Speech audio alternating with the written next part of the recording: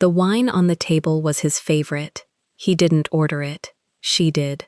8:07 at Maison Vert. A black woman sits alone at the proposal table. Storm Adler, 27, wife of Kang So-jun, the Korean Mafia boss they call Snow Wolf. A black strapless top, gold chains at her throat. A bottle of Chateau Margaux, unopened, breathing on the linen. She isn't waiting for a waiter. She's waiting for her husband. Across the city, Seo-jun's black car glides through wet streets. Charcoal three-piece suit, platinum wedding band. A dragon tattoo coiling up his neck, one red eye watching from below his ear. His hand is holding another woman's hand. Blonde, pale, champagne dress, Kyra veil. Both of them got the same message tonight. The usual. 8 p.m. Only one of them knew the table would be shared. The door opens. Snow Wolf sees his wife. He sees his wine. He sees the empty chair meant for the woman still clinging to his fingers. Storm doesn't stand. She doesn't cry. She lifts her eyes and says 4 words. Let go of her hand. And what she pulls from her clutch next isn't a phone. It isn't a divorce paper. It's something a mafia boss should have found first. Before starting the story, comment down below where you are watching from and what time it is there. If stories of karma, love, and hidden truths move you, leave a like, be sure to subscribe to the channel, and click join to become a member and help our channel. Storm zipped the bag before she zipped the dress. The bag went into the back of the walk-in closet, behind the winter coats she hadn't worn in 2 years, in the corner where Seo-jun never looked. She tested the zipper twice. It held. She left it there like a person leaves a loaded thing behind a curtain. Then she went to the mirror. The vanity light was warm. Dusk pressed against the penthouse windows in a slow orange bruise, and Manhattan below had already started counting itself in yellow squares. Storm sat. She lifted the black strapless top from its hanger and slid it over her shoulders in one clean motion. The fabric settled against her collarbone. She reached for the gold chain with the small round pendant. She fastened it. Her fingers didn't shake. The wedding photograph sat where it always sat, angled toward the mirror so she could see it every night while she took her makeup off. Seo-jun in the charcoal 3-piece, her in white, his hand on the small of her back like it was the only place his hand belonged. 3 years ago, she looked at it for exactly as long as it took to fasten the second bracelet. Then she stopped looking. The burner phone was in the drawer under the perfume tray. It vibrated once. She didn't rush.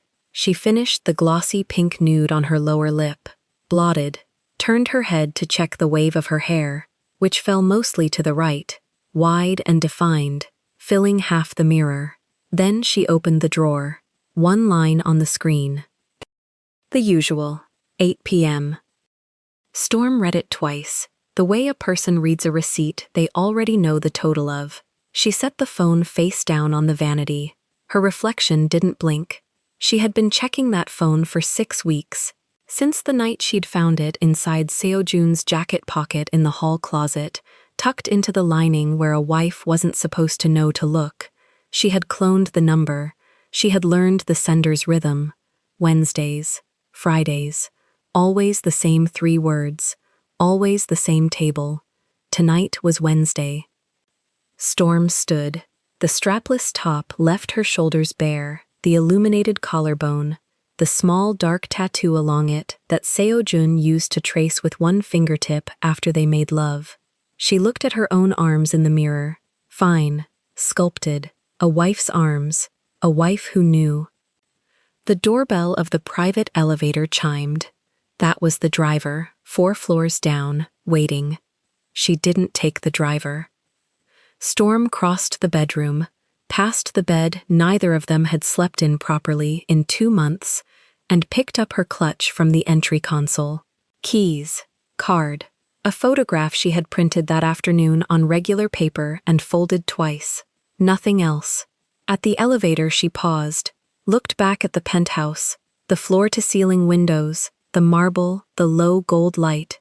3 years of her life laid out like a set someone was about to strike. She pressed the button. Downstairs, she walked past the driver without looking at him and hailed a yellow cab from the corner. The cabbie glanced at her in the rear view once and then didn't look again. Maison Vert, she said.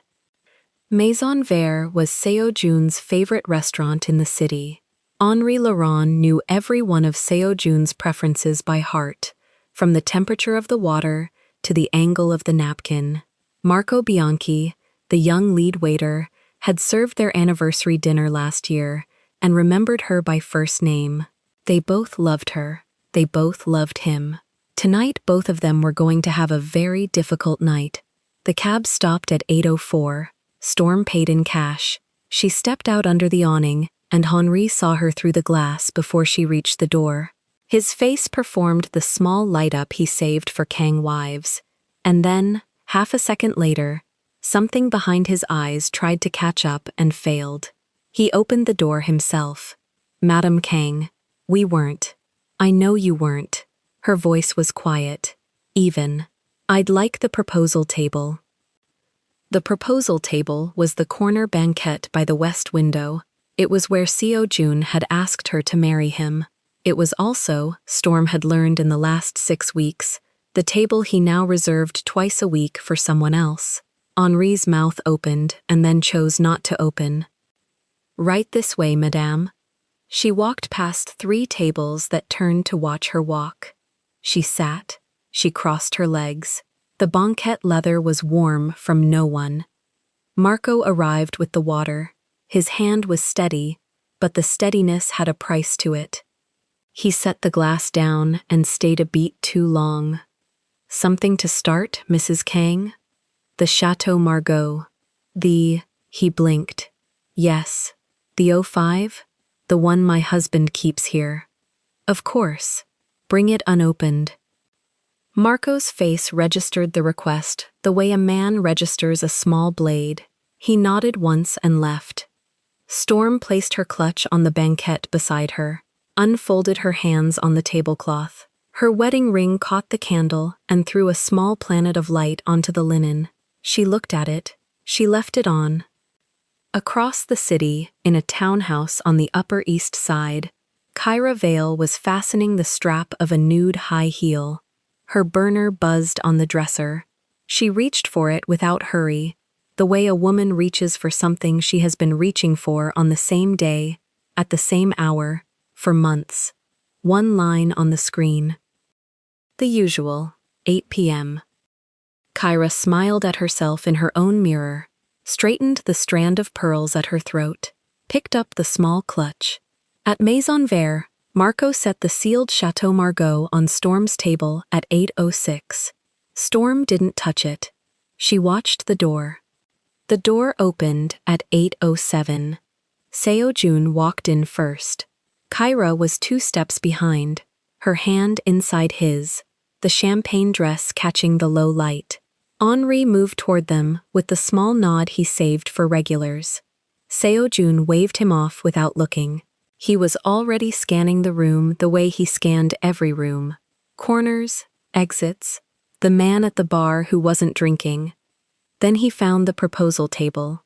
He stopped. Kyra bumped into his shoulder and laughed, small and confused. She followed his eyes. She stopped laughing. Storm didn't stand. She didn't raise her voice. She looked at the hand, his hand around Kyra's, and then she looked at his face. Let go of her hand. Seo Jun didn't move. Marco, 3 tables away, froze with a bottle mid-pour. A woman near the window whispered something to her husband and turned her head slightly, the way people turn when they know not to look. Storm. Let go of her hand. He let go. Kyra took a small step back, then stopped, because there was nowhere to go that didn't make it worse. Her fingers found the pearls at her throat. Storm watched the fingers. Seo Jun crossed to the table. He didn't sit. He stood at the empty chair across from her, one palm flat on the linen. The Chateau Margaux sat between them, unopened, the same bottle he had ordered on the night he'd asked her to marry him. She watched him register it, She watched the small muscle in his jaw move once. "How long have you been here?" he said. "Long enough to order?" "Storm. Sit down." He sat. Kyra was still standing 3 feet behind him, holding her clutch with both hands now. Henri appeared at her elbow with the trained smoothness of a man who had learned not to be surprised by anything inside these walls, and guided her, gently, to a chair 1 table away. Not out, just away. Storm noticed the choice. She would use it later. Marco arrived with the corkscrew. Storm lifted 1 finger, half an inch. Marco stopped. "Not yet." Marco backed off. Seo-jun looked at the bottle, then at her mouth, then at her eyes. His face was doing the thing it did in negotiations. Nothing. She had watched him wear this face across boardrooms and hospital waiting rooms and 1 funeral. Tonight, it read differently. Tonight, she could see the seam. "Who told you?" he said. Wrong first question. She reached into the small black bag on the chair beside her and took out her phone. She placed it face down on the linen next to the wine. She left her hand on top of it. "Ask me a better one." He didn't. He was waiting to see the phone. "2 months ago," she said, "you started leaving the penthouse at 7:40 on Thursdays. You came back at 11:20. Sometimes 11:40. The driver's log said the office cameras said the garage cameras said you left again in the black car with no plate." "Storm, I'm not finished." He closed his mouth. 6 weeks ago, the Thursday drive went to a building in Koreatown that you don't own and that Daniel booked in a name that isn't yours. 4 weeks ago, there was a second phone. 3 weeks ago, the second phone started sending 1 message on Thursday afternoon. 2 words. "My compass." Same message. Every week. Same time. She watched him breathe. "You sent it to me tonight, too. Same words. Same time. Because you got lazy, or because part of you wanted me to walk in through that door." He didn't answer. He couldn't. Both answers were worse than silence. She turned the phone over. The photograph was small on the screen, but the faces were clean. Kyra, in a coat she hadn't worn to Maison Vert, on a bench at the edge of the Han River Pier. No, not the Han, the East River, the wrong pier, a pier Seo-jun's people were not supposed to visit.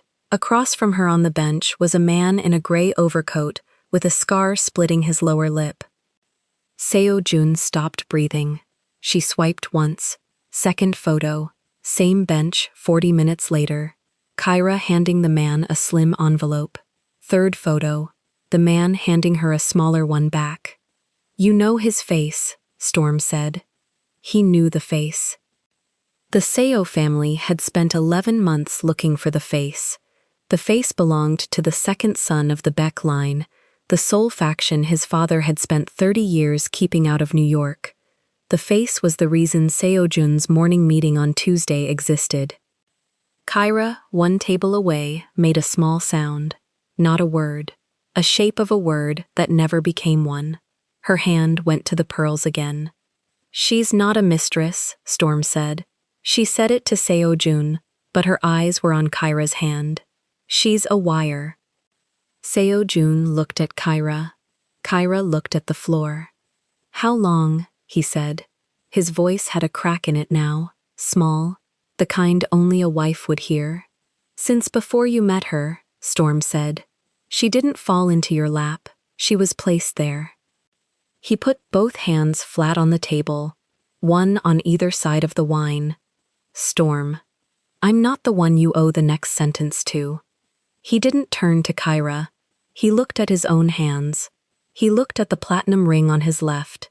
He looked at the bottle he had chosen 4 years ago because she had once said, in a hotel bed in Busan, that she liked the label because it looked like a family crest.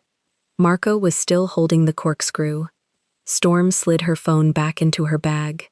She didn't take her eyes off her husband. "Now," she said, "you can ask me who told me." He lifted his head. Behind him, the front door of Maison Vert opened, and Daniel Cho walked in, out of breath, coat unbuttoned, one hand pressed to the earpiece in his right ear, his face arranged in something that was supposed to look like concern. Storm saw him first. She smiled, very small, only with the corner of her mouth. "Right on time," she said. The door opened before the maitre d' could announce anything, and Daniel Cho walked in with his portfolio pressed to his chest like a shield. He was out of breath. He was not out of breath. Storm noticed both at once, the chest that rose too fast, the hand that did not shake at all. "Boss," Daniel said. His eyes moved between Seo-jun and the untouched bottle of Chateau Margaux. "I came as fast as I could." Nobody had called him. Seo-jun's jaw set. The dragon on his neck seemed to tighten a scale. "Who told you to come?" "Your assistant instinct," Daniel said, and tried a smile. The smile arrived a half-second late. "I saw the security notification. A photograph was pulled from a folder that should have been sealed. I thought you would want me here to contain the damage." Storm turned the wine glass by its stem. She did not lift it. "Which folder, Daniel?" she asked. His head jerked toward her before he could stop it. Micro-expression. Half a second of surprise that she had said his name at all. Then the mask again. "The internal folder, ma'am. On the meeting for tomorrow morning." "I didn't say anything about the meeting." The room went very small. Kyra had not moved from the corner where the maitre d' had left her. She was looking at Daniel now, and her mouth had opened just slightly, the way a person opens their mouth when they realize the story they were told does not match the story they are inside of. Henri stepped one step back into the shadow of the curtain. Marco stopped folding the napkin over his forearm. Seo-jun turned his whole body toward his assistant, slowly, the way a man turns toward a mirror he does not trust. "Daniel." "Boss." "Put the portfolio on the table." Daniel put the portfolio on the table. His fingers left 2 prints on the leather, damp and clean. "Open it." Daniel opened it. Inside were pages he had prepared for a story that was not being told anymore. Briefing notes, a printed itinerary, a list of names. On top of the list, a name Storm already knew. She had seen it 3 days ago in the same photograph she had slid across the table minutes before. The rival faction's second lieutenant. Seo-jun read the name. He did not blink. "Who paid you?" Daniel's throat worked. "Boss, I don't." "Who paid you?" The second time, it was not a question. Storm watched Daniel's right hand. The nervous hand. It went to the earpiece in his right ear, an old tick, and stopped halfway, because he remembered, too late, that the earpiece was the thing he should not touch. He lowered the hand. He looked at the floor. "They approached me 8 months ago," he said. His voice was flat. "After the Busan deal, they said it would not be a betrayal. They said it would be a correction, a story to put in your ear, a woman for you to hold on to, at the exact right table, on the exact right night, so that when the photograph reached the right desk, you would be the man who was not paying attention." He glanced at Kyra. She didn't know all of it. She knew enough. Kyra's fingers went to the pearls at her throat and stayed there. Seo-jun did not look at Kyra. He looked at Daniel. Then he did something Storm had never seen him do in 5 years of marriage. He put one knee on the marble floor of Maison Vert, in front of his wife, in a charcoal 3-piece suit, in front of the man who had sold him, in front of the woman he had walked in holding. One knee, then the other. Henri turned his face toward the wall. "Storm," Seo-jun said. His voice was low, and for the first time in the evening it was not steady. "Look at me." She looked at him. She had been looking at him the whole time. "I let them set the table," he said. "I sat at the wrong one." Storm set the glass down. She did not touch the wine. "Get up," she said. He did not get up. "Kang So-jun, get up. You do not kneel in a room where a man just sold you. You stand." He stood. slowly, like a man remembering his own weight. Storm reached under her chair. Marco's eyes flickered to her hand and away. She lifted the small black overnight bag she had checked with the maitre d' when she arrived. The bag Seo-jun had not seen because Seo-jun had not been looking. She set it on the table next to the Chateau Margaux. The bag did not make a sound on the linen. She had chosen a soft bag on purpose. "This has been packed since Tuesday," she said. Seo-jun's eyes went to the bag, then to her face, then back to the bag. "I'm not asking for a divorce," she said. "I'm not asking for anything tonight. I'm leaving this room, and I'm leaving it alone. You do not follow me. You do not send a car. You do not send Daniel. Daniel is not going anywhere near me again in this life. You sit down at this table with your wine and your mistress and your traitor, and you decide what kind of man walks out of here after I do." Kyra opened her mouth. Storm did not turn her head. "Not to you," Storm said. "To him." She lifted the bag. She did not lift the wine. She walked to the door. Henri opened it for her, without meeting her eyes, the way a man opens a door for a woman who has just rewritten the evening he thought he was hosting. She stepped through. The corridor outside was warmer than the dining room. She did not look back. Behind her, at the table, Seo-jun was still standing. Daniel was still standing. Kyra was still standing. The Chateau Margaux was still unopened. Storm reached the sidewalk. The city was loud in the way cities are loud when a person has stopped being loud on the inside. She lifted her arm for a cab. Her hand did not shake. She had one number left to dial, and she knew, with the calm of a woman who has already decided, that she was going to dial it tonight. The cab dropped her 4 blocks past the hotel she'd told the driver, and Storm walked the rest in the black strapless top with a stranger's overcoat someone at the restaurant had pressed into her arms. She didn't remember whose. She checked in under a name that wasn't hers, paid cash, took the stairs. Room 812, 2 beds, 1 lamp. She locked the door and sat on the edge of the mattress with the burner phone in her palm. She dialed. "I need everything you have on the Yan faction's Tuesday itinerary," she said, "before sunrise." The voice on the other end didn't ask questions. It had never asked questions. It was the number Seo-jun had made her memorize the night after their engagement. The number he had said was only for the day the world ended. He had meant it as protection. She was using it as a weapon. Files began arriving in her inbox within the hour. Shipping manifests, hotel bookings under aliases, a ledger with 3 names circled. She read at the desk with the lamp turned toward the wall so the glow wouldn't leak under the door. The strapless top was still on. She had not thought to change. By 2 in the morning, she had the shape of it. The Yan faction had bought Daniel Cho 8 months ago. Kyra had been the mirror they'd held up in front of Seo-jun. The collision at Maison Vert had been the smaller test.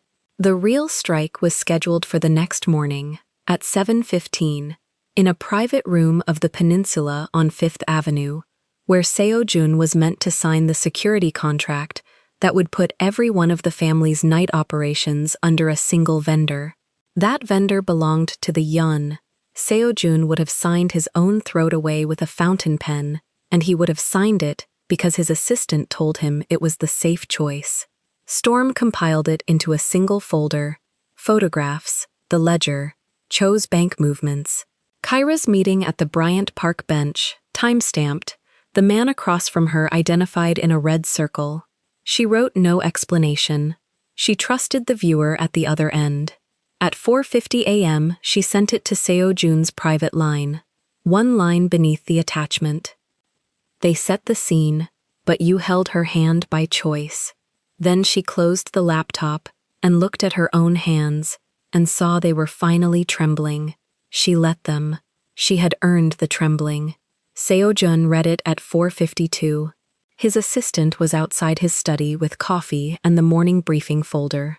Seo-jun opened the door, took the folder from Cho's hands, and set it on the console table without opening it. He looked at Cho's face, the way a man looks at a photograph he is about to burn. "Sit down, Daniel." Cho sat. Seo-jun did not sit. By 6 in the morning, the Peninsula meeting was cancelled. By 9, 3 warehouses on the Brooklyn waterfront were empty of everything the Yun had stored there. By noon, the vendor contract had been rerouted to a firm the Kang family had used for 11 years. By nightfall, Kyra Vale's apartment on West 72nd was cleared out, her passport flagged at 3 airports, her name a rumor in a language she didn't speak. 72 hours. That was all he needed once he had the picture. Daniel Cho was not killed. Seo-jun did something crueler. He sent him home to his mother in Queens, with a suitcase of clean money and a letter explaining, in careful Korean, exactly what her son had traded and to whom. He let the family do to Cho what family does. Storm was not there for any of it. She was in a 2-bedroom rental in Brooklyn Heights, with the curtains open and a mug of tea she kept forgetting to drink. Vivian came the second morning with a duffel of clean clothes and no questions. They sat on the floor of the empty living room and ate cold noodles from a paper carton, and Vivian only said, once, "You okay?" And Storm only said, once, "I will be." That was the whole conversation. 3 weeks later, Storm moved back into the Kang mansion. Not the penthouse. The mansion in Sag Harbor, the old one, with the kitchen that faced the water. She moved back alone. She hung her own coats. She bought her own groceries. She slept on her own side of the bed with the sheets tucked tight, the way she'd slept as a girl. Seo-jun did not come for 11 days. On the 12th, at 8 in the evening, the front door opened and closed once. She heard his shoes cross the hallway and stop at the kitchen threshold. She did not turn around. She was standing at the counter in jeans and a plain white t-shirt, her long hair loose in wide waves down her back, cutting a pear into slices with a small knife. He was holding one thing, the bottle of Chateau Margaux, still corked, still sealed, the same one from Maison Vert. He had kept it. He set it on the counter between them, without a word. She looked at the bottle. She looked at him. She put the knife down. "I'm still angry." "I know." She wiped her hands on the dish towel and let the silence do the work the wine had once been meant to do. "But I'm here." His shoulders lowered a fraction. It was the closest thing to a prayer she had ever seen him make. "Then I'll earn every day."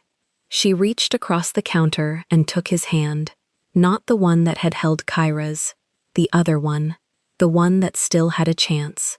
Outside the window, the water was black and the moon was cut in half, and neither of them spoke again for a long time. The bottle stayed sealed on the counter between them. It would stay sealed for a long time yet. Some wines are meant to be opened. Some are meant to be kept, upright and waiting, as proof of what a marriage survived on the night it almost didn't. She squeezed his hand once. He squeezed back.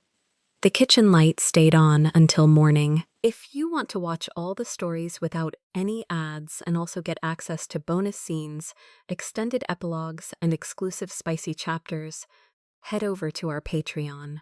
Scan the QR code on the screen. The link is in the description or in the pinned comment. See you there. If this story moved you, stop for a moment and reflect.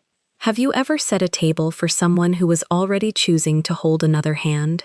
Did you find the strength, like Storm, to name the betrayal out loud before walking out with your bag already packed? And when the person who wronged you came back with only your favorite bottle in their hands, could you stay angry and still say, "I'm here"? Tell us your experiences and feelings in the comments. We read them all. And if you believe in stories about dignity, truth, and quiet power, leave a like, be sure to subscribe to the channel, and click join to become a part of our community and help the channel.